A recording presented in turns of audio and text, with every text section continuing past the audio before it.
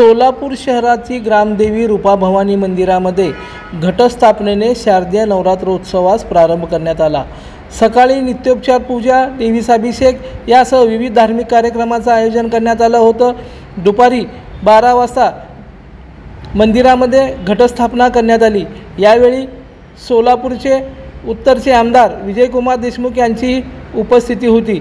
यावेळी मोठ्या मनोभावाने देवीची आरती करण्यात आली। त्यानंतर घटस्थापना झाली।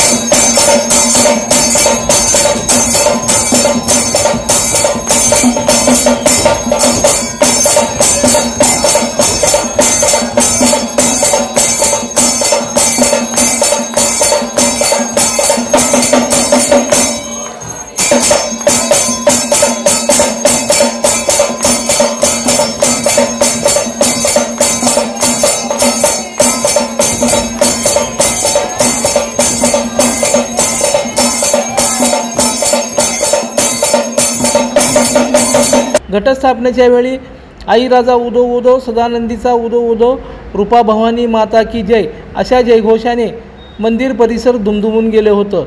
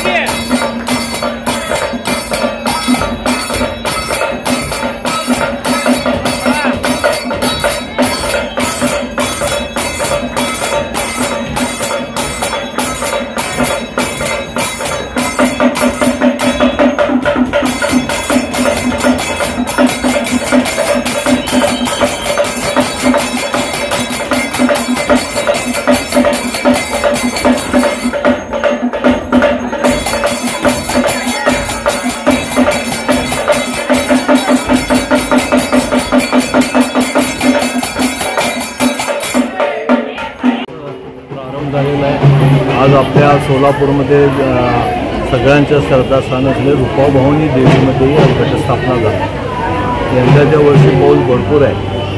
प्रत्येक वर्षी ताईला साकडं घालावं लागत होतं की सोलापूरला चांगलं पाऊस होऊ दे, पीक चांगलं येऊ दे, पण यंदाच्या वर्षी पाऊस एवढा झाला की शेतकरी अडचणीत आले, सगळ्या इथल्या जनताही अडचणीत आलेल्या आहे। त्यामुळं आईला साकडं घालतो की यंदाच्या वर्षी पाऊस थोडं कमी होऊ दे। आता भरपूर पाऊस आपण दिलेला आहे आणि याच्यापुढं जे काही शेतकऱ्यांना ज्या काही गोष्टी करायच्या आहेत सगळ्या पेरण्या गेल्या सगळ्या खोळंबून राहिलेल्या आहेत आणि खरीप तर गेलेलंच आहे, निदान रब्बी तर पीक त्यांच्या पदरात पडावं व तसंच आज एक प्रकारचं उत्साहाचं वातावरण या सोलापूर जिल्ह्यामध्ये असतं। कारण तुळजापूर आईचं देऊळ जवळ असल्यामुळं या सोलापूरमध्ये नवरात्र म्हणजे एक प्रकारचं फार मोठ्या प्रमाणात धार्मिक उत्सव असतो आणि प्रत्येक ठिकाणी देवीची स्थापना होते, प्रत्येक सार्वजनिक ठिकाणी, आणि तिथं नवरात्रीचं धार्मिक ज्या काही 9 दिवस यंदाच्या वर्षी 10 दिवस आलेले 10 दिवस उत्सव केलं जातं आहे आणि यामध्ये सगळे लोक सहभागी होतात आणि एक प्रकारचा धार्मिक आनंदही त्याच्यामध्ये मिळतो आणि असंच तुम्हा आम्हाला सगळ्यांना सुखी ठेवा एवढंच आईच्या चरणी प्रार्थना। लोकदर्शन मराठी चॅनलला सबस्क्राईब करा, बेल बटनला क्लिक करा व लाईक करायला विसरू नका।